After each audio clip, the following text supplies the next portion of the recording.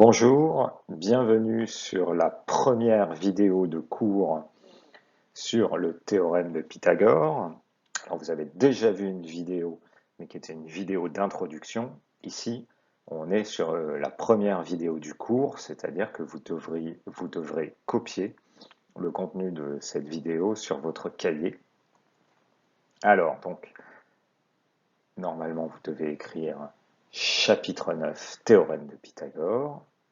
Ici, préambule, racine carrée d'un nombre positif, sachant que il y aura ensuite 4 parties: l'énoncé du théorème de Pythagore, le calcul de la longueur de l'hypoténuse, le calcul de la longueur d'un côté de l'angle droit et la réciproque du théorème de Pythagore. Mais ici, nous sommes dans le préambule, c'est-à-dire une notion qu'il faut aborder avant d'aborder le théorème de Pythagore, c'est la racine carrée d'un nombre positif, car si vous avez bien suivi la vidéo d'introduction, vous avez vu que à la toute fin, on utilise une racine carrée pour déterminer une longueur, la longueur de l'hypoténuse dans la vidéo de l'introduction.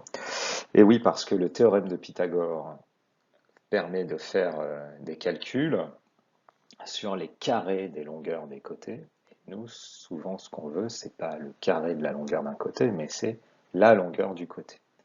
Et pour passer de la valeur du carré de la longueur à la valeur de la longueur, il faut utiliser la racine carrée. C'est pour ça qu'on voit ça tout de suite. Définition et notation.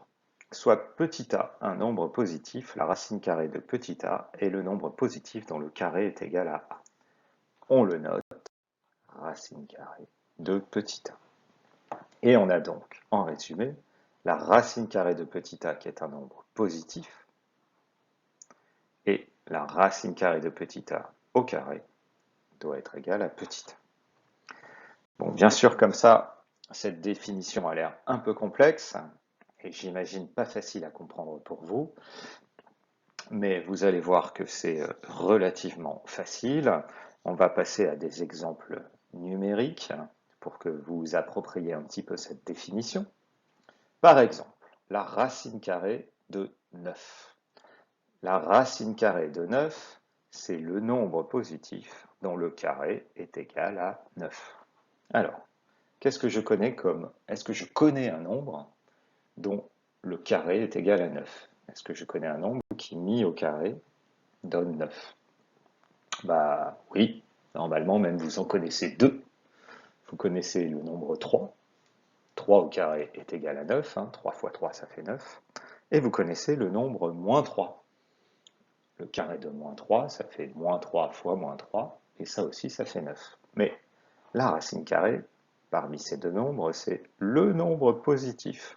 Donc la racine carrée de 9, c'est pas moins 3, mais c'est 3. Donc la racine carrée de 9, eh bien, c'est égal au nombre 3, parce que 3 au carré est égal à 9. Et des racines carrées qui sont égales à des nombres entiers, il y en a d'autres. Par exemple, la racine carrée de 64. La racine carrée de 64, c'est le nombre positif dont le carré est égal à 64. Est-ce que je connais un nombre positif qui, mis au carré, donne 64? Oui, je connais 8. 8 au carré, 8 fois 8, ça fait bien 64. Donc la racine carrée de 64, eh bien c'est tout simplement égal à 8. La racine carrée de 0, c'est le nombre positif dont le carré est égal à 0.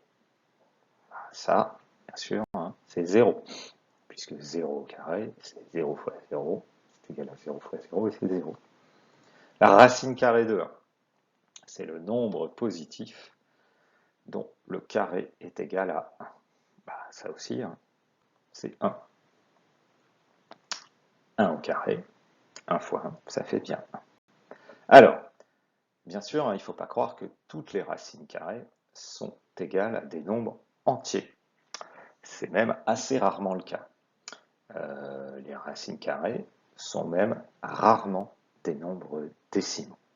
La plupart du temps, les racines carrées de nombres entiers ne sont pas égales à des nombres décimaux. Par exemple, racine carrée de 2. Est-ce que je connais un nombre positif dont le carré est égal à 2? J'ai beau chercher dans mes tables, un nombre qui multiplié par lui-même est égal à 2, hein, donne 2. Ça, je ne trouve pas. J'ai 1 fois 1 qui est égal à 1, 2 fois 2 qui est égal à 4. Donc, la réponse, ça doit être un nombre entre 1 et 2.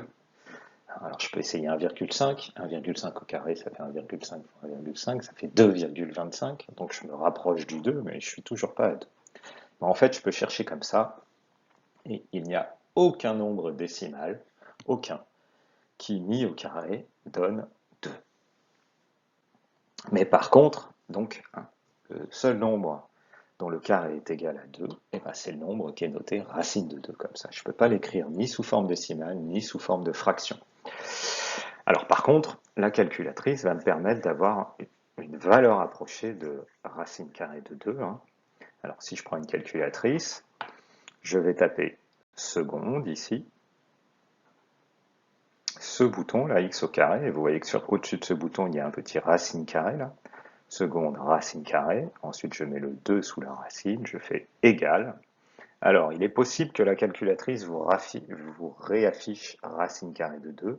Donc à ce moment-là, vous appuyez sur la touche SD, et la calculatrice, si elle ne l'a pas fait directement, cette fois vous affichera une valeur approchée, et on voit que racine carrée de 2 est environ égale à 1,414. Voilà. J'espère que vous avez tout compris sur la notion de racine carrée. Nous en aurons besoin dans le chapitre sur le théorème de Pythagore.